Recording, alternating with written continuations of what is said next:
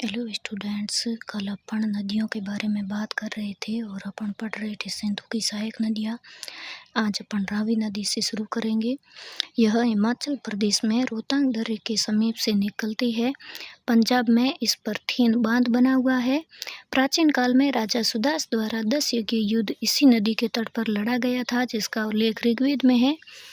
लाहौर में 1929 कांग्रेस अधिवेशन में पूर्ण स्वराज की मांग नेहरू की अध्यक्षता में की गई व प्रत्येक 26 जनवरी को स्वतंत्रता दिवस मनाए जाने की घोषणा की। स्वराज शब्द सर्वप्रथम दयानंद सरस्वती द्वारा दिया गया। आगे है व्यास नदी।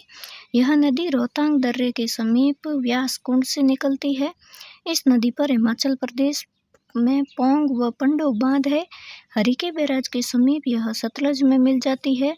यह कुल्लू मनाली घाटी व मंडी से प्रवाहित होती है। धौलाधर पीर पंजाल से प्रवाहित होती है। सतलज नदी, इसका उद्गम तिब्बत पठार पर राकसताल झील से होता है। यह सिपकला दर्रे से प्रवाहित होती हुई हिमाचल प्रदेश पंजाब में उपजाऊ मैदान बनाती है।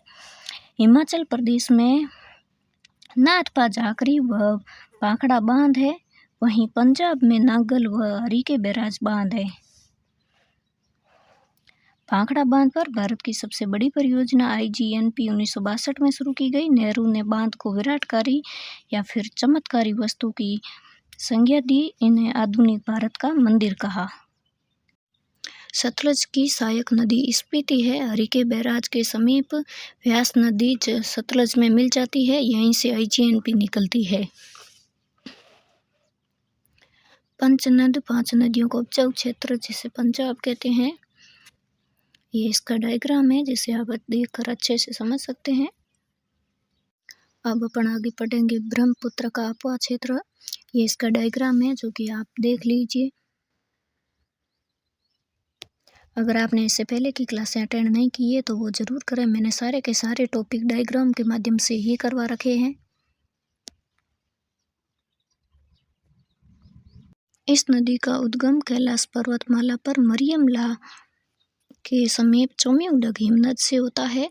2900 किलोमीटर लंबी यह नदी तिब्बत पठार पर सांगपो के नाम से जानी जाती है। 1100 किलोमीटर सीधी पूर्व की ओर प्रवाहित होती हुई नामचा बरुआ पर्वत से मुड़कर समकोण बनाती हुई यांग्याप दर्रे के समीप से भारत में प्रवेश करती है।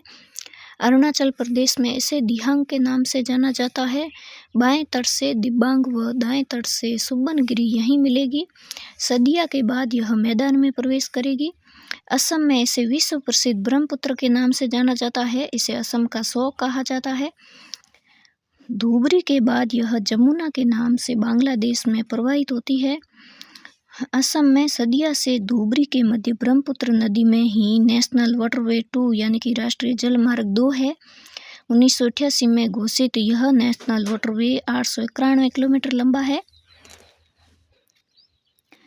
सुबनसिरी पर अरुणाचल प्रदेश में सुबनसिरी परियोजना है। असम में ब्रह्मपुत्र नदी पर, जिसे लोहित कहते हैं, भारत का सबसे लंबा धौला सदिया या फिर भूपेन हजारिका पुल है। ब्रह्मपुत्र घाटी व सूरमा घाटी भारत में चाय उत्पादन के लिए प्रसिद्ध है। यह मेघना का जल लेकर मेघना के नाम से बंगाल की खाड़ी में विश्व प्रसिद्ध सुंदरवन डेल्टा बनाती है। मानस नदी असम के प्रसिद्ध मानस अभयारण्य से प्रवाहित होती है। मानस यह एक नेशनल पार्क है। बाघ परियोजना है। भारत का जैव मंडल आरक्षित क्षेत्र है। हाथी परियोजना यहीं संचालित है। 1985 में काजीरंगा व मानस केवलादेव यूनेस्को सूची में शामिल हुए। ब्रह्मपुत्र व सूरमा घाटी चाय व पेट्रोलियम उत्पादन हेतु प्रसिद्ध है। बोडो जनजाति का निवास क्षेत्र है। ब्रह्मपुत्र की सहायक नदियाँ बाएं तट से दिबांग, लोहित, धनसरी और पगलादिया। दाएं तट से सुबन, स्वर्णगिरी, आमू, केलांग, मानस व तेस्ता। तेस्ता नदी, इसका उद्गम सिक्किम में जेमू ग्लेशियर के समीप भारत की सबसे ऊंची चोलामू झील से होता है।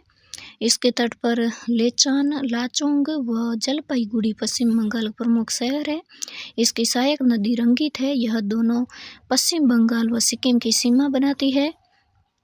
यह बांग्लादेश में जाकर जमुना या फिर ब्रह्मपुत्र में मिल जाती है। मेघना नदी मणिपुर की पहाड़ियों से बराक के नाम से निकलती है। मिजोरम व त्रिपुरा से प्रवाहित होती हुई मेघना के नाम से जमुना का जल लेकर बंगाल की खाड़ी में गिरती है। माजुली विश्व का सबसे बड़ा नदीय द्वीप है। असम नवीनतम 35वां, ये जो कि माजुली है वो असम का नवीनतम 35वां जिला बना है। इस द्वीप पर बोडो जनजाति रहती है।